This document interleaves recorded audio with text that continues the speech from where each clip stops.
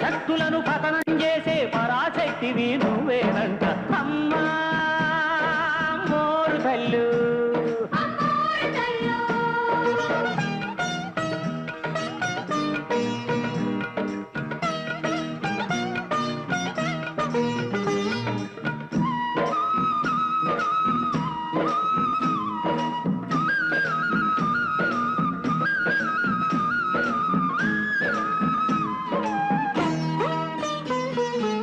కళ్ళల్లో సూర్యుడు చంద్రుడు నిత్యం ఎలుగుతూ ఉంటారంట